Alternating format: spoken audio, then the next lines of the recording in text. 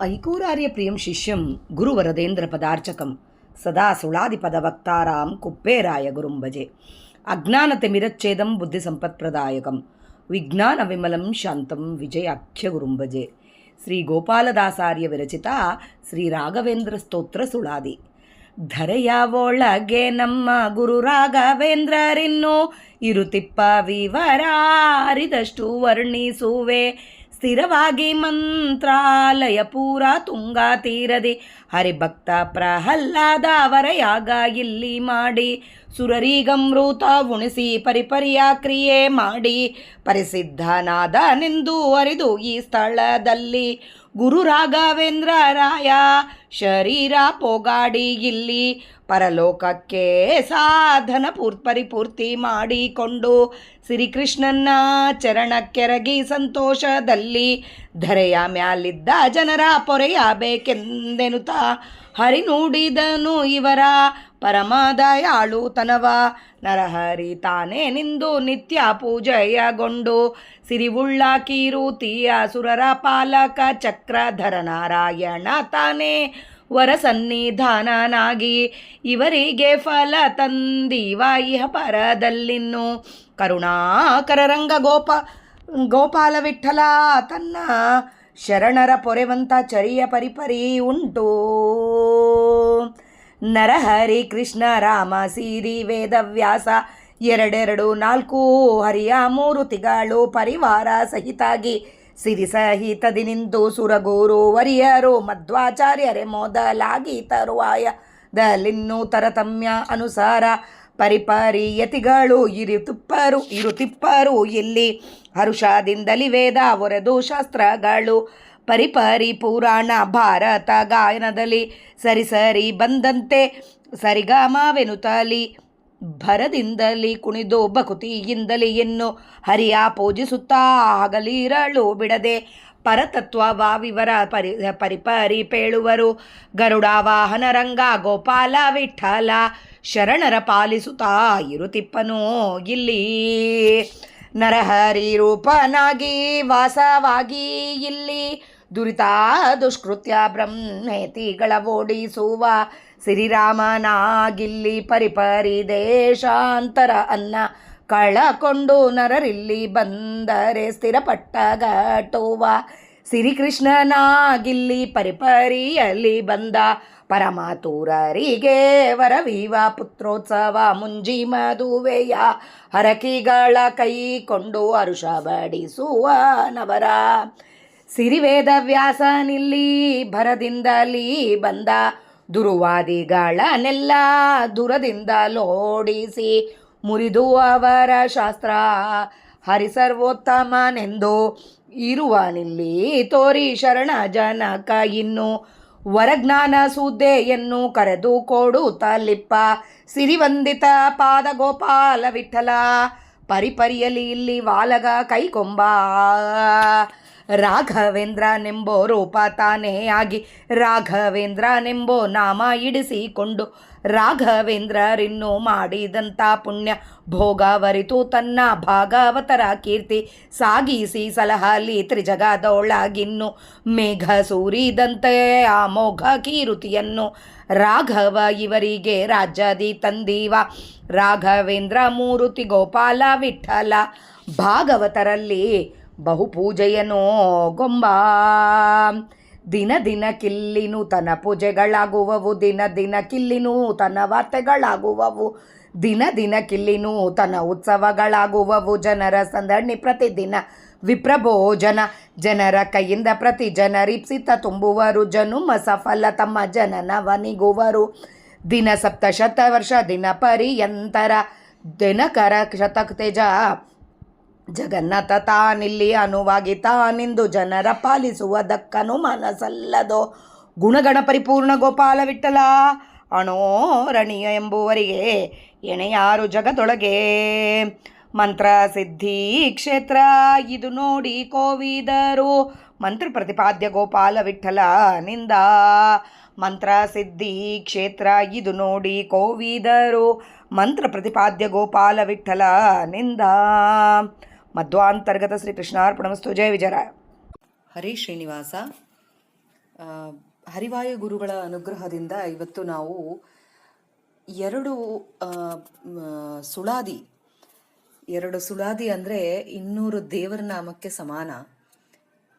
ಸುಳಾದಿ ಅದನ್ನು ಇವತ್ತು ನಮ್ಗೆ ಎಂಥ ಭಾಗ್ಯ. ನಮ್ಮ ರಾಯರ ಆರಾಧನೆ ಪೂರ್ವಾರಾಧನೆ ಸಂದರ್ಭವಾಗಿ ರಾಯರ ಮೇಲೆ ರಚಿತವಾದ 2 ಸುಳಾದಿಗಳನ್ನು ಪಾರಾಯಣ ಮಾಡಿದ್ದೀವಿ. ಅದರಲ್ಲಿ ಗೋಪಾಲದಾಸರು ರಚಿಸಿದ ಸುಳಾದಿ ಬಗ್ಗೆ ಸ್ವಲ್ಪ ಅರ್ಥ ತಿಳ್ಕೊಳ್ಳಲು ಪ್ರಯತ್ನ ಮಾಡೋಣ.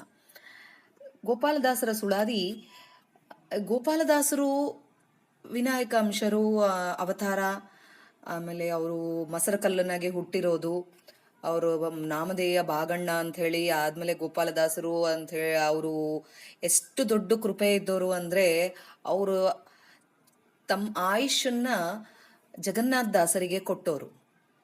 ಅಷ್ಟು ದೊಡ್ಡವರು ನಮ್ಮ ಗೋಪಾಲದಾಸರು. ಅವರು ಏನೇ ಹೇಳಿದ್ರು ಬಹಳ ಭಕ್ತಿ, ಯಾವಾಗಲೂ ಹೇಳ್ತೀವಿ ಭಕ್ತಿಯಲ್ಲಿ ಭಾಗಣ್ಣ ಅಂತ ಹೇಳ್ತಾರೆ. ಅಷ್ಟು ಭಕ್ತಿ ರಸವಾಗಿ ಇರುತ್ತೆ ಗೋಪಾಲದಾಸರದು ಏನೇ ಇದ್ರು. ಇದರೊಳಗೆ ಅದೇ ಥರ ಭಕ್ತಿ ರಸವಾದ ಎಲ್ಲ ತುಂಬಿದೆ. ಈ ಸುಳಾದಿಯಲ್ಲಿ ಒಂದೊಂದು ಅರ್ಥ ಬಿಡಿಸ್ಕೊಂಡು ನಾವು ಓದ್ತಾ ಇದ್ರೆ ಈ ಸುಳಾದಿನ ರೋಮಾಂಚನೆ ಆಗಿ ಕಣ್ಣಲ್ಲಿ ನೀರು ಬರುತ್ತೆ. ಅಷ್ಟು ಚೆನ್ನಾಗಿ ವರ್ಣಿಸಿದ್ದಾರೆ.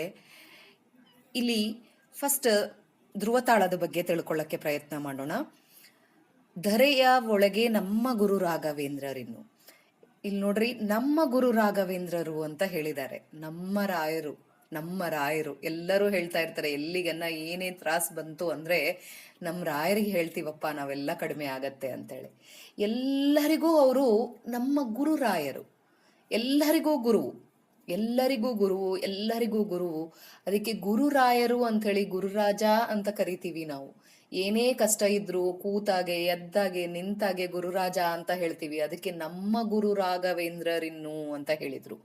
ಈ ಭೂಮಿಯೊಳಗೆ ಧರೆಯ ಒಳಗೆ ನಮ್ಮ ಗುರು ರಾಘವೇಂದ್ರರಿನ್ನು ಯಾವ ರೀತಿಯಾಗಿದ್ದಾರೆ ಅಂತ ಹೇಳಿ ನನಗೆ ಗೊತ್ತಿದ್ದಷ್ಟು ವರೆಗೆ ವರ್ಣಿಸುತ್ತೀನಿ ಅಂತ ಹೇಳಿ ಹೇಳಿದ್ರು. ಅರಿತಷ್ಟು ವರ್ಣಿಸುವೆ ಅಂದ್ರೆ 2 ಅರ್ಥ ಬರ್ತವೆ ಇದ್ರೊಳಗೆ. ನನಗೆ ಗೊತ್ತಿದ್ದಷ್ಟು ಮಟ್ಟಿಗೆ ವರ್ಣಿಸ್ತೀನಿ ಅಂತ ಒಂದರ್ಥ ಆದ್ರೆ, ಯಾರು ನಾವು ಕೇಳ್ತಾ ಇದೀವಲ್ಲ ನಾವೆಲ್ಲರೂ, ನಮಗೆ ಅರ್ಥ ಆಗೋಷ್ಟು ವರ್ಣಿಸ್ತೀನಿ ಅಂತ ಇನ್ನೊಂದು ಅರ್ಥ ಬರುತ್ತೆ. ಸೊ ನಾವು ಅದನ್ನೇ ತಗೋಬೇಕಾಗತ್ತೆ. ನಮ್ಗೆ ಅವ್ರು ಹೇಳಿದಷ್ಟು ಅರ್ಥ ತಿಳ್ಕೊಳ್ಳೋ ಶಕ್ತಿ ನಮ್ಗೆ ಇಲ್ಲ. ನಾವು ಮೇಲೆ ತಿಳ್ಕೊಳ್ಳೋದು ನಾಹಂ ಕರ್ತ ಹರಿ ಕರ್ತ. ಇಲ್ಲಿ ಏನೋ ದೇವರು, ನಾವು ನಮ್ಮ ಗುರುಗಳು ಕರ್ನೂಲ್ ಶ್ರೀನಿವಾಸಾಚಾರ್ಯ ಪ್ರವಚನಗಳು ಕೇಳಿದ ಮೇಲೆ ಸ್ವಲ್ಪ ಅರ್ಥ ಆಗಿದ್ದು. ಅವ್ರು ಹೇಳಿದ್ದು ಎಷ್ಟೋ ಸಮುದ್ರದಷ್ಟಿದ್ರೆ ಅದ್ರೊಳಗೆ ಒಂದು ಸ್ಪೂನಷ್ಟು ನನಗೆ ಅರ್ಥ ಆಗಿದೆ. ಆ ಅರ್ಥ ಆಗಿದ್ದನ್ನ ನಿಮಗೆ ಹೇಳಕ್ಕೆ ಪ್ರಯತ್ನ ಮಾಡ್ತಾ ಇದ್ದೀನಿ. ಇಲ್ಲಿ ಅರಿತಷ್ಟು ವರ್ಣಿಸ್ತೀವಿ, ನನಗೆ ಗೊತ್ತಿದಷ್ಟು ಮಟ್ಟಿಗೆ ವರ್ಣಿಸ್ತಾ ಇದ್ದೀನಿ ಅಂತ ಅವ್ರು ಹೇಳಿದ್ದಲ್ಲ. ನಮಗೆ ತಿಳ್ಕೊಳ್ಳೋಷ್ಟು ಎಷ್ಟು ಕೆಪಾಸಿಟಿ ಇದೋ ಅಷ್ಟು ಅವ್ರು ಹೇಳ್ತಾ ಇದ್ದಾರೆ. ಸ್ಥಿರವಾಗಿ ಮಂತ್ರಾಲಯ ಪುರ ತುಂಗಾ ತೀರದಿ. ಮಂತ್ರಾಲಯದೊಳಗೆ, ಈ ಮಂತ್ರಾಲಯ ತುಂಗಾ ತೀರದೊಳಗೆ ಹರಿಭಕ್ತ ಪ್ರಹ್ಲಾದರು ಇಲ್ಲಿ ವರಯಾಗ ಮಾಡಿದ್ರು ಅಂತ ಹೇಳ್ತಾರೆ. ವರಯಾಗ ಅಂದ್ರೆ ಇದು ಅಶ್ವಮೇಧ ಯಾಗನ್ನ ವರಯಾಗ ಅಂತ ಹೇಳೋದು. ಅಲ್ಲಿ ಅಶ್ವಮೇಧ ಯಾಗ ಮಾಡಿದ್ರಂತೆ ಆ ಜಾಗದ್ರೊಳಗೆ. ಮೊದಲು ಪ್ರಹ್ಲಾದರಾಯರಿರೋ ಕಾಲಕ್ಕೆ ಅಲ್ಲಿ ಅಶ್ವಮೇಧ ಯಾಗ ಮಾಡಿದ್ರು. ಈ ಸುರರಿಗೆ ಅಮೃತ ಉಣಿಸಿ ಪರಿಪರಿ ಕ್ರಿಯೆ ಮಾಡಿ. ಸುರರಿಗೆ ಅಮೃತ ಉಣಿಸಿ ಅಂದ್ರೆ ಎಲ್ಲ ಯಾಗ ಮಾಡಿದ್ದಾರೆ ಅಂದಮೇಲೆ ಎಲ್ಲ ದೇವತೆಗಳು ಬರ್ತಾರೆ. ಅವರೆಲ್ಲರಿಗೆ ಅಮೃತ ಉಣಿಸಿದ್ರಂತೆ. ಎದಕ್ಕೆ ಮಾಡಿದ್ರು ಯಾಗ ಅಂತ ಹೇಳಿದ್ರೆ, ಪ್ರಹ್ಲಾದರಾಯರು ಯಾವಾಗ್ಲೂ ಸದಾ ದೇವರ ಧ್ಯಾನದೊಳಗೆ ಇರ್ತಿದ್ರಂತೆ. ಹೀಗಾಗಿ ಕೆಲವೊಂದು ನೈಮಿತ್ತಿಕ ದಿನ ಮಾಡೋ ಕ್ರಿಯೆಗಳು ಮಾಡ್ತಾ ಇರಲಿಲ್ಲ. ಅಂದ್ರೆ ಈಗ ದೇವ್ರ ಪೂಜೆ ಆಗಿರ್ಬೋದು, ಸಂಧ್ಯಾ ವಂದನ ಆಗಿರ್ಬೋದು, ಇಂಥವು ಮಾಡಿರ್ಲಿಲ್ಲ.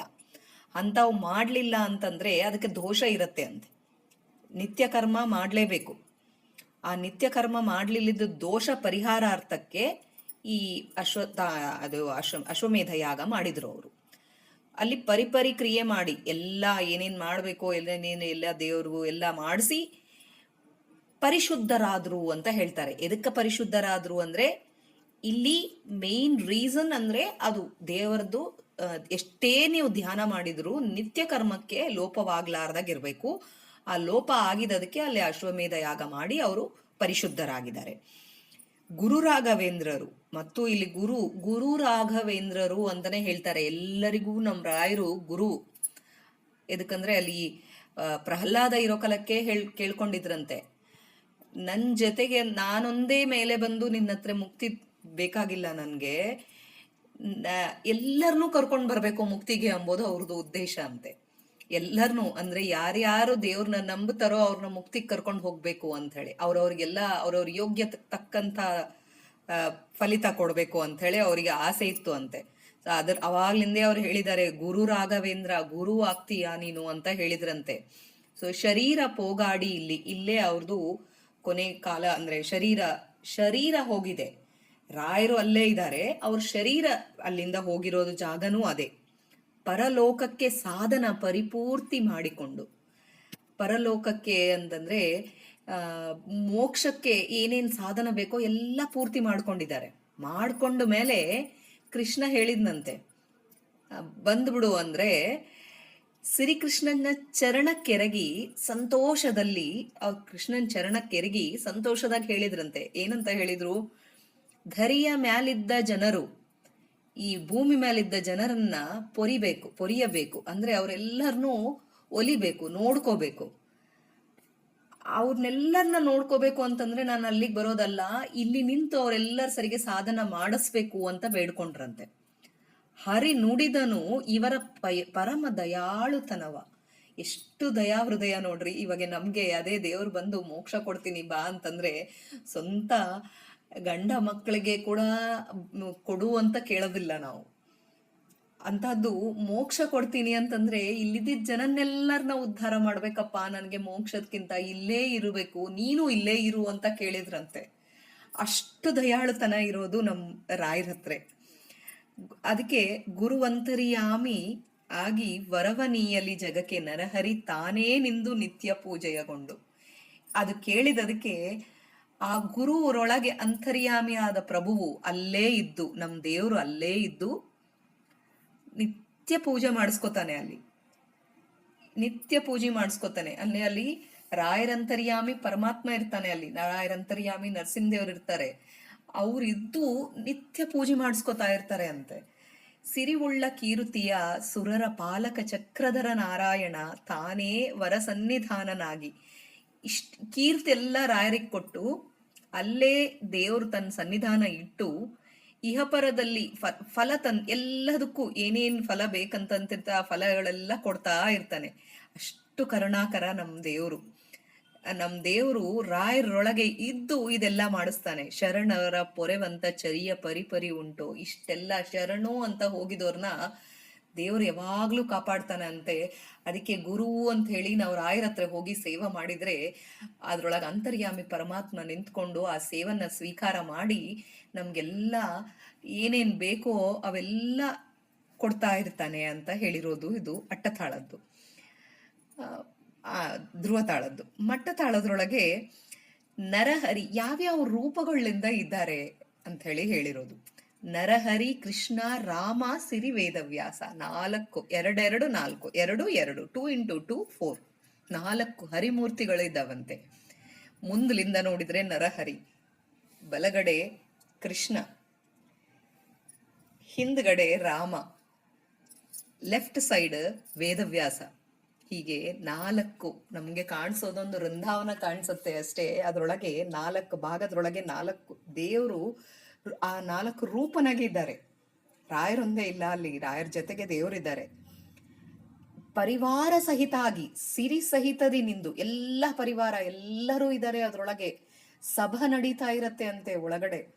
ಎಲ್ಲರೂ ಒಂದ್ ಕಡೆ ಪರಿವಾರ ಸಮೇತ ಎಲ್ಲರೂ ಒಳಗ್ ಕೂತ್ಕೊಂಡಿರ್ತಾರೆ. ಮಧ್ವಾಚಾರ್ಯರು, ಟೀಕಾರಾಯರು, ಎಲ್ಲರೂ ಯಾರ್ಯಾರು ನಮ್ಮ ಯತಿಗಳು ಇದ್ದಾರೋ ಎಲ್ಲರೂ ಪರಿಪರಿ ಯತಿಗಳು ಇರುತ್ತಿಪ್ಪರು ಇಲ್ಲಿ. ವೇದ ಶಾಸ್ತ್ರಗಳು ನಡೀತಾ ಇರ್ತವೆ, ಪುರಾಣ ನಡೀತಾ ಇರ್ತದೆ. ಅದಿಷ್ಟು ವೃಂದಾವನದ್ರೊಳಗೆ ಅಷ್ಟು ಅನುಸಂಧಾನ ಬರ್ಬೇಕಂತೆ. ಅಷ್ಟು ಅಲ್ಲಿ ಪುರಾಣ, ಭಾಗವತ, ಭಾರತ, ಗಾನ, ಹಾಡುಗಳು ಅಲ್ಲೇ ನರ್ತನ ನಡೀತಾ ಇರತ್ತೆ ಅಂತ. ದೇವ್ರ ಮುಂದ ಎಲ್ಲರೂ ಹಾಡ್ಕೋತಾ ಕುಣಿತಾ ಇರ್ತಾರೆ. ನಮ್ಮ ದಾಸರು, ನಮ್ಮ ಎಲ್ಲರೂ ಈ ಹರಿಯ ಪೂಜಿಸುತ್ತಾ ಹಗಲಿರಳೂ ಬಿಡದೆ, ಬೆಳಗ್ಗೆ ರಾತ್ರಿ ಅಂತ ಇಲ್ಲಾರ್ದಾಗ, ಬೆಳಗ್ಗೆ ನಮ್ಗೆ ಇಲ್ಲಿ ಪೂಜೆ ಆಯ್ತು, ಅಲ್ಲಿ ಕ್ಲೋಸ್ ಆಗ್ಬಿಡ್ತು ಅಂದ್ರೆ ಅಲ್ಲಿ ಒಳಗಡೆ 24 ತಾಸು ಹಾಗೆ ಪೂಜೆ ಮಾಡ್ತಾನೇ ಇರ್ತಾರಂತೆ ದೇವ್ರನ್ನ. ಒಂದು ರಾಯರಲ್ಲ, ರಾಯರು ದೇವ್ರಿಗೆ ಹೇಳಿದದಕ್ಕೆ ದೇವ್ರೆಲ್ಲ ಪರಿವಾರನ ಕರ್ಕೊಂಡ್ ಬಂದು ಅಲ್ಲಿ ಇದಾರೆ ಅಂತೇಳಿ ಹೇಳೋದು. ಅದಕ್ಕೆ ನಾವ್ ಅಲ್ಲಿ ಹೋಗಿ ನಮಸ್ಕಾರ ಮಾಡಿದೀವಿ ಅಂತಂದ್ರೆ ಎಲ್ಲ ಎಲ್ಲ ಕೋಟ್ಯಾನುಗಟ್ಲೆ ದೇವತೆಗಳಿಗೆ ನಮಸ್ಕಾರ ಮಾಡಿದಂಗೆ ಅಲ್ಲಿ ಫಲ ಬರೋದು. ಅದಕ್ಕೆ ದೇವರು ಅಲ್ಲಿ ನಿಂತ್ಕೊಂಡು ನರಹರಿ, ಕೃಷ್ಣ, ರಾಮ, ವೇದವ್ಯಾಸ ಎಲ್ಲರೂ ಅಲ್ಲೇ ಇದ್ದು ಶರಣರ ಪಾಲಿಸುತ್ತಾ ಇರುತ್ತಿಪ್ಪನು ಇಲ್ಲಿ. ಎಲ್ಲ ಶರಣು ಅಂತ ಹೋದ್ರೆ ಸಾಕು, ಅಲ್ಲಿ ಎಲ್ಲರನ್ನು ಪಾಲಿಸ್ತಾ ಇರ್ತಾನಂತೆ. ಇದು ಮಟ್ಟತಾಳ ಆಯ್ತು. ಇವಾಗ ತ್ರಿವಿಡ ತಾಳ ಅರ್ಥ ತಿಳ್ಕೊಳಕ್ಕೆ ಪ್ರಯತ್ನ ಮಾಡೋಣ. ನರಹರಿ ರೂಪನಾಗಿ ವಾಸವಾಗಿ ಇಲ್ಲಿ, ನರಹರಿಯಾಗಿ ಮುಂದ್ಗಡೆಲಿಂದ ಕಾಣಿಸ್ತಾನೆ ಅಂತ ಹೇಳ್ತೀವಲ್ಲ, ಇಲ್ಲಿ ಇದ್ದು ಏನ್ ಮಾಡ್ತಾನೆ ಅಂದ್ರೆ ದುರಿತ ದುಷ್ಕೃತ್ಯ ಏನೇನ್ ನಾವು ತಪ್ಪುಗಳು ಮಾಡಿರ್ತೀವೋ ಬ್ರಹ್ಮಹತ್ಯೆ ಮಾಡಿದ ಪಾಪ ಕೂಡ ಓಡಿಸ್ತಾನಂತೆ. ಅಲ್ಲಿ ಹೋಗಿ ನಾವು ಶರಣು ಅಂತ ಹೇಳಿ ಬೇಡ್ಕೊಂಡ್ರೆ, ಅಂದ್ರೆ ಆ ಅನುಸಂಧಾನಲಿಂದ ಬರೇ ರಾಯರ ಹತ್ರ ಹೋಗಿದೀವಿ, ರಾಯರಿಗೆ ನಮಸ್ಕಾರ ಮಾಡಿದೀವಿ ಅಂತಲ್ಲ, ರಾಯರಂತರ್ಗತ ಪರಮಾತ್ಮಗೆ ನಮಸ್ಕಾರ ಮಾಡ್ತಾ ಇದ್ದೀನಿ ಅಂತ ಹೋಗಿ ನಾವು ಬೇಡ್ಕೊಂಡ್ರೆ ಬ್ರಹ್ಮಹತ್ಯೆ ದೋಷಗಳನ್ನೆಲ್ಲ ಪರಿಹಾರ ಮಾಡ್ತಾನಂತೆ. ಎಷ್ಟೆಷ್ಟು ದೊಡ್ಡ ಒಂದು ಬ್ರಾಹ್ಮಣನ ದೂಷಣ ಮಾಡಿದ್ರೆ ಬ್ರಹ್ಮಹತ್ಯೆ ದೋಷ ಅಂತಾರೆ. ಅಂತದ್ದು ಎಷ್ಟು ಸರೆ ಮಾಡಿರ್ತೀವೋ ನಾವು, ಅಲ್ಲಿ ಹೋಗಿ ಆ ಅನುಸಂಧಾನ ತಂದ್ಕೊಂಡು ನಾವು ನಮಸ್ಕಾರ ಮಾಡಿದ್ರೆ ಬ್ರಹ್ಮಹತ್ಯೆ ದೋಷ ಪರಿಹಾರ ಆಗತ್ತೆ. ಸಿರಿರಾಮನಾಗಿ ಇಲ್ಲಿ ವಾಸವಾಗಿ ಇಲ್ಲಿ ದೇಶಾಂತರ ಅನ್ನ ಕಳ್ಕೊಂಡು ನರರಿಲ್ಲಿ ಬಂದರೆ ಸ್ಥಿರ ಪಟ್ಟ ಕಟ್ಟುವ ರಾಮದೇವರಾಗಿ ಅಲ್ಲಿದ್ದಾನೆ.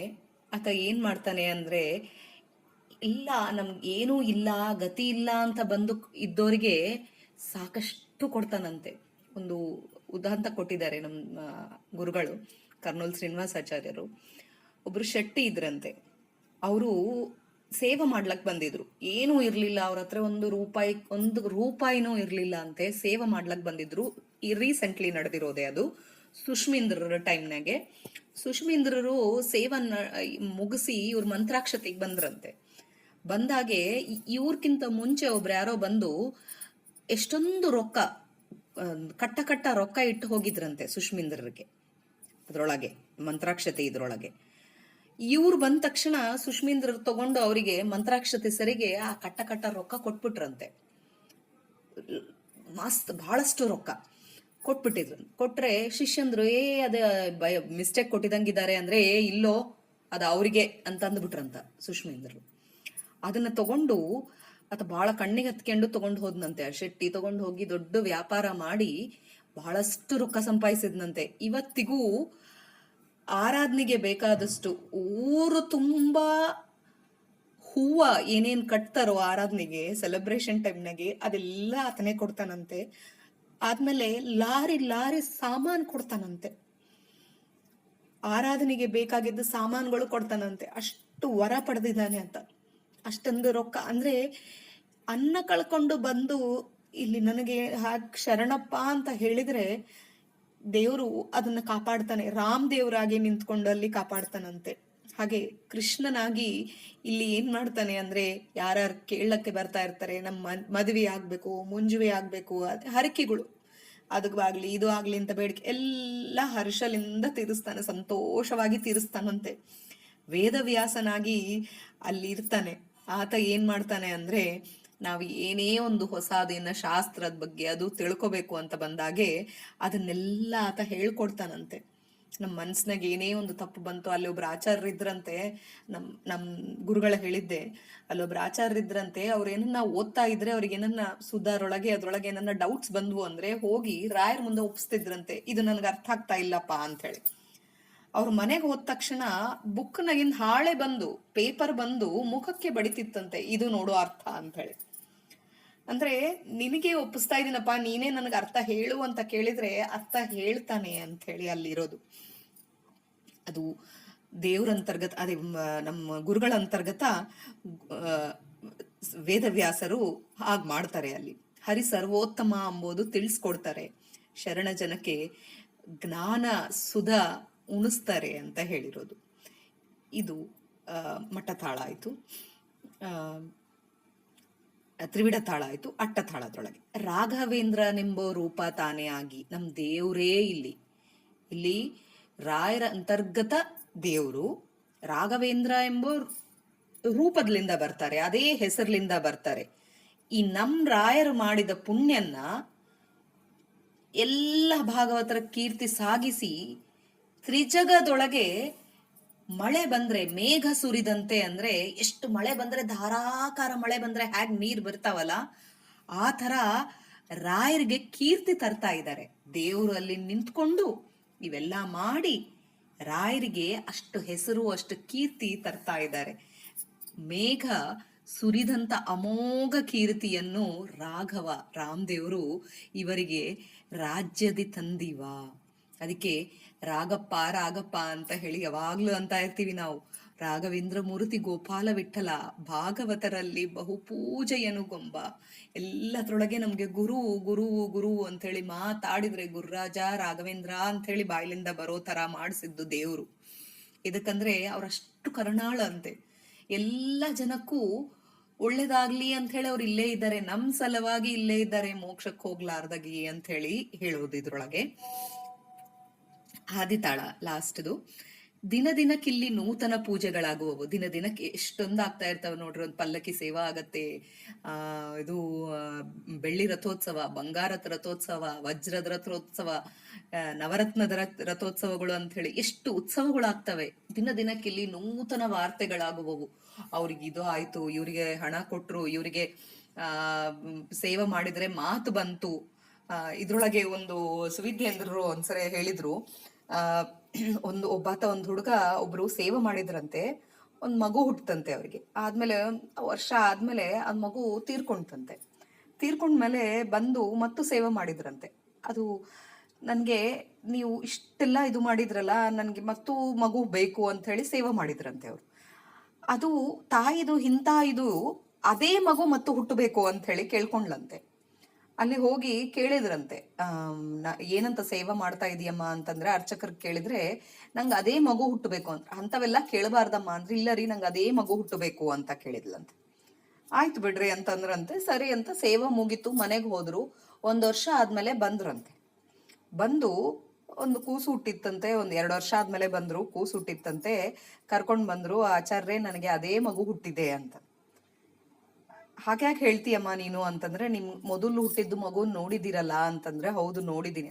ತಲೆ ಮೇಲೆ ಕರೆಕ್ಟ್ ಆಗಿ ಒಂದು ಹಣೆ ಮೇಲೆ, ಫೋರ್ ಹೆಡ್ ಮೇಲೆ ಒಂದು ಒಂದು ಏಟ್ ಬಿದ್ದಿತ್ತಂತೆ ಅವ್ರಿಗೆ. ಇಂಜುರಿ ಆಗಿತ್ತು, 4 ಹೊಲಿಗೆ ಬಿದ್ದಿದ್ವಂತೆ. ಅದು ಆ ಹುಟ್ಟಿದ ಹುಡುಗನ್ಗೆ ಅದೇ ಹೊಲಿಗೆ ಬಿದ್ದಂಗೆ ಇಂಜುರಿ ಆಗಿದಂಗೆ ಇದ್ದು ಕೂಸು ಹುಟ್ಟಿದೆ ಅಂತ ನೋಡ್ರಿ. ಅಂದ್ರೆ ಅಷ್ಟು ನಂಬಿಕೆ. ಅದು ವಾರ್ತೆ, ನೂತನ ವಾರ್ತೆಗಳೇ ಇವೆಲ್ಲ. ದಿನ ದಿನಕ್ಕೆ ಒಂದೊಂದು ನೂತನ ವಾರ್ತೆ ಇರತ್ತೆ. ಒಬ್ರೊಬ್ರದು ಅದು ಹೋಗಿತ್ತು, ಇದು ಬಂತು, ಎಲ್ಲ ಇರ್ತವೆ. ಉತ್ಸವಗಳು ಆಗ್ತಾ ಇರ್ತವೆ. ಜನರು ಎಷ್ಟು ಸಂದಣಿ. ಇವಾಗಿಲ್ಲ, ಕೋವಿಡ್ಲಿಂದ ಬರತ್ತೆ ಮತ್ತು ಅದೇ ಬರುತ್ತೆ, ಎಲ್ಲಿಗೂ ಹೋಗಲ್ಲ. ಪ್ರತಿದಿನ ವಿಪ್ರ ಭೋಜನ, ಎಷ್ಟು ಜನ ಬ್ರಾಹ್ಮಣರ ಭೋಜನ ಆಗತ್ತೆ ಅಲ್ಲಿ. ಜನರ ಕೈಯಿಂದ ಪ್ರತಿ ಜನರ ಇಪ್ಸಿತ ಏನೇನಿದಾವೋ ನಮ್ ಬೇಡಿಕೆಗಳು ಅದನ್ನ ತುಂಬುತ್ತಾ ಇರ್ತೀವಿ. ಅಂದ್ರೆ ಹೋಗೋದು, ಹುಂಡಿಯಲ್ಲಿ ರೊಕ್ಕ ಹಾಕೋದು, ಮಾಡೋದು, ಅದು ಹಾಕಿ ಅದೆಲ್ಲ ನಾವೆಲ್ಲ ಈಪ್ಸಿತಗಳೆಲ್ಲ ಒಬ್ರಿಗೊಬ್ರಿಗೆ ಕೊಟ್ಕೊಂಡು ನಮ್ ಜನ್ಮನ್ನ ಸಫಲ ಮಾಡ್ಕೋತೀವಿ ಇಲ್ಲಿ. ಇದು 700 ವರ್ಷದವರೆಗೆ ಇದು ದಿನ ಪರ್ಯಂತರ ನಡೀತಾನೆ ಇರತ್ತೆ. ನಮ್ ರಾಯರ ಕೀರ್ತಿ ಇದೇ ತರ ಮೆರಿತಾನೆ ಇರತ್ತೆ. ಅನುವಾಗಿ ತಾನಿಂದು ಜನರ ಪಾಲಿಪುದಕ್ ಅನುಮಾನ ಸಲ್ಲದು. ಅಲ್ಲಿ ನಿಂತ್ಕೊಂಡು ಜನರನ್ನ ದೇವ್ರ ಪರಿಪಾಲನೆ ಮಾಡ್ತಾ ಇದ್ದಾನ ಅಂದಕ್ಕೆ ಅನುಮಾನನೇ ಇಲ್ಲ. ಅದಕ್ಕೆ ಗುರುವಂತರ್ಗತ ದೇವ್ರನ್ನ ನಾವು ನೋಡ್ಬೇಕು. ಗುಣಗಣ ಪರಿಪೂರ್ಣ ಗೋಪಾಲ ವಿಠಲ ಅಣೋರಣೀಯ ಎಂಬುವಗೆ ಎಣೆಯಾರು, ಯಾರಪ್ಪ ನೀನೇ ಅಪ್ಪ ಗತಿ ಅಂತ ಅಂಬೋರಿಗೆ ಏನು ಮಾಡಿಸ್ಲಾರ್ದಾಗಿರಲ್ಲ ಆತ ಅಂತ ಹೇಳಿ. ಇದು ಮಂತ್ರ ಸಿದ್ಧಿಯ ಕ್ಷೇತ್ರ. ಈ ಮಂತ್ರ ಸಿದ್ಧಿಯ ಕ್ಷೇತ್ರ ಅಂದ್ರೆ ಇಲ್ಲಿ ನಾವ್ ಯಾವ್ದಾದ್ರು ಒಂದು ಮಂತ್ರ ಕಲಿಬೇಕು ಅಂತ ಹೋದ್ರೆ ಅದು ಮಂತ್ರ ಸಿದ್ಧಿ ಆಗ್ತದಂತೆ ಅಲ್ಲಿ. ಅದನ್ನ ನಾವು ಹೋಗಿ ಧ್ಯಾನ ಮಾಡಿದ್ರೆ ಕೂಡ ಅದು ಒಳಗೇ ಬರ್ತದಂತೆ, ನಮ್ಗೆ ಮಂತ್ರ ಸಿದ್ಧಿ ಬರುತ್ತೆ ಅಲ್ಲಿ. ಇಲ್ಲೇ ಗೋಪಾಲ ವಿಠಲನು ನಿಂತಿರ್ತಾರೆ ಅಂತ ಹೇಳಿದ್ದಾರೆ. ನಾಮಕರ್ತ ಹರಿಕರ್ತ ದೇವರು ನುಡಿಸಿದ್ದು ನುಡಿದಿದ್ದು. ಹರೇ ಶ್ರೀನಿವಾಸ.